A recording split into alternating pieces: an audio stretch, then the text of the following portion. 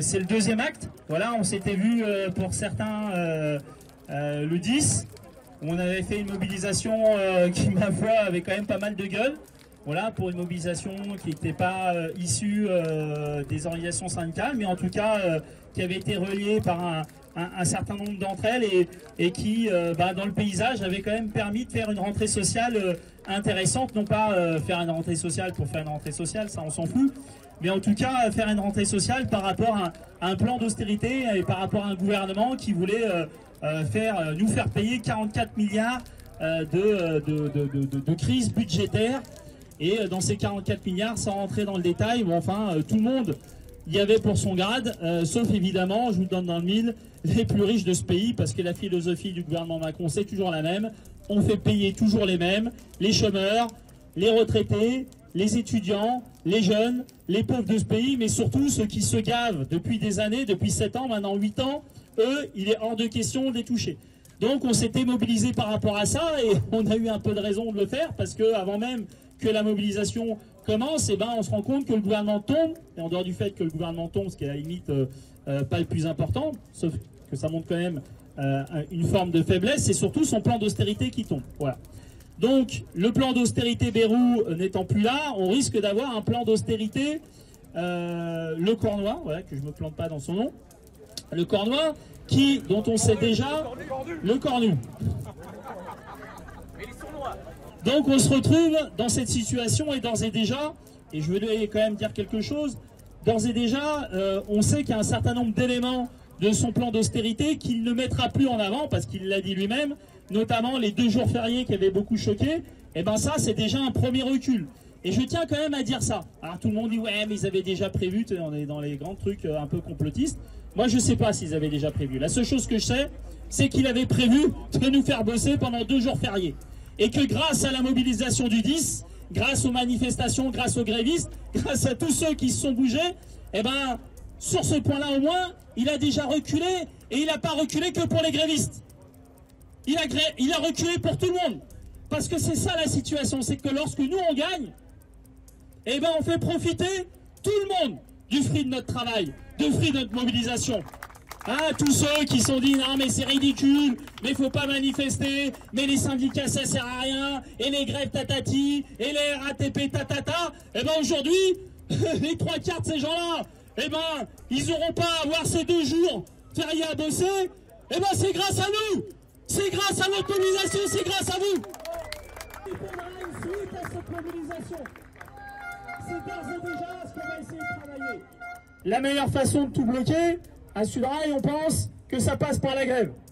Alors évidemment, on est en 2025, on essaye d'être moderne, on aime bien faire des actions, y compris des actions basket, vous verrez. On est prêt à apporter un peu de modernité, on aime bien les blocages, on aime bien les actions médiatiques, on aime bien tout ça renforce le moral, tout ça. Mais quand même, si on veut arrêter la production, bloquer la production, ce qui fait quand même très très chier les patrons et le gouvernement, rien de tel qu'une bonne grève. Et là, on a quand même fait la démonstration, en tout cas au niveau de la RATP, où c'est vrai que le 10, c'était pas très très bien suivi la mobilisation. Là, c'est très bien suivi. On se rend compte que le bordel, aujourd'hui, pour se déplacer à Paris, c'est le fruit du rapport de force et du travail des grévistes. Et ça, c'est important. Il faut expliquer que si on veut tout bloquer, il faut se mettre en grève. Et je le dis, je le répète, je sais que je commence à être vieux, donc je répète toujours la même chose, mais la meilleure façon de se mettre en grève, c'est d'aller voir ses collègues, et il n'y a pas besoin d'être agent de la RATP ou de la SNCF pour faire grève. Parce que si les grèves, ça se limite à 2 secteurs. Alors d'habitude, ils nous parlaient des poubelles qui brûlent, des casseurs, le soir de la manif. Voilà, maintenant, ils en parlent 3 jours avant. Espèce de climat anxiogène pour dire, mais surtout, ne venez pas à la manif.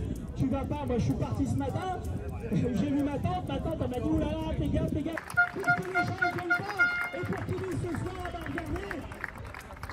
regardez, il n'y a pas tant de monde que ça, merde.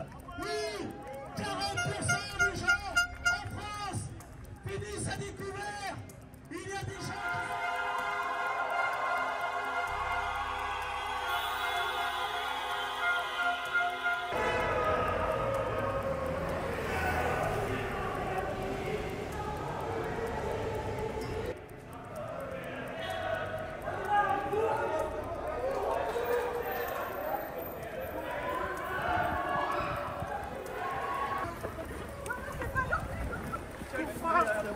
Qu'elle fait semblant.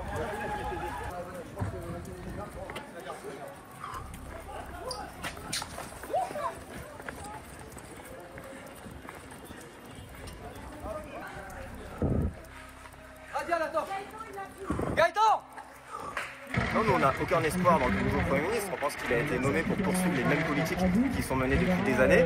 Mais par contre on a beaucoup d'espoir dans les grévistes, et on a beaucoup d'espoir dans le mouvement de grève qui s'annonce extrêmement important aujourd'hui. On pense qu'il est à même de faire changer les choses et d'imposer notre politique, et nous nos espoirs on les met aujourd'hui évidemment dans cette grève.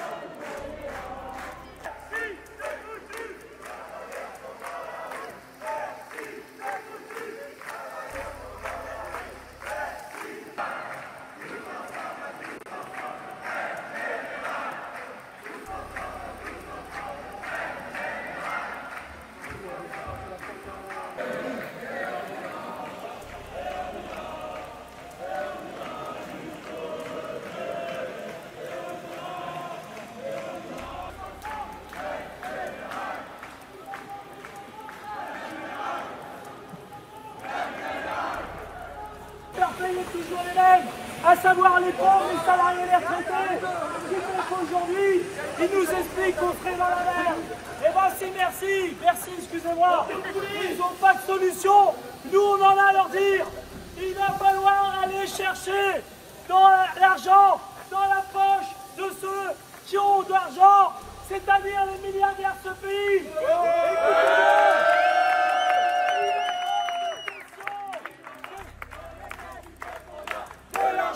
Il y en a dans les caisses du patronat, de l'argent, il y en a dans les caisses du patronat, de l'argent, il y en a dans les caisses du patronat, de l'argent, il y en a dans les caisses du patronat. Hors de question qu'on laisse faire ce gouvernement comme le patronat de ce pays.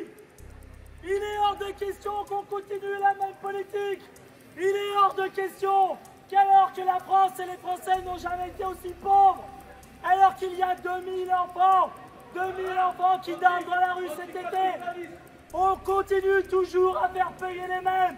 Alors, avec les organisations syndicales, syndiquées ou pas syndiquées, on s'en bat les steaks. Il faut qu'on maintienne le drapeau, il faut qu'on tape le fer tant qu'il est chaud. Et je vous dis que c'est maintenant que ça se passe, et si on peut gagner, on gagnera. Merci.